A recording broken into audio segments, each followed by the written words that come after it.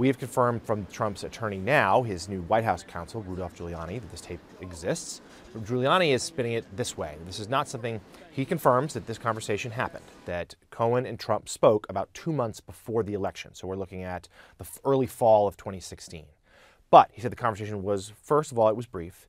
And second of all, though a payment to McDougal was discussed, it was never acted upon. And, Giuliani's version, if this were to have happened, Trump would have wanted it done the right way, via check, so there'd be a record and therefore not be an attempt to skirt some sort of campaign finance law. Now, Giuliani, of course, since he joined the legal team a few months ago, has caused as many problems as he's put out with some inaccurate or sloppy statements. It remains to be seen what further arguments they will make about this tape. It's only been out there for another last hour or so. But this is another headache for this president at a time, a pretty perilous time for his administration. This comes at the end of a week dominated by his performance in Helsinki during that news conference with Vladimir Putin. There you go, right hand. Good guy. Okay, we got you. Right.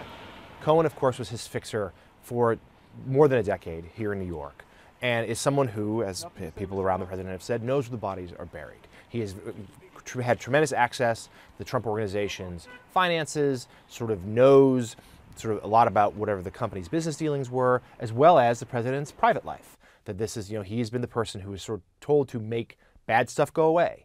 And that was whether that is Karen McDougal or Stormy Daniels. And certainly he's not the only figure in Trump world to record conversations. Donald Trump recorded conversations. This is a pretty frequent thing he did from his office on the 26th floor of Trump Tower in Midtown.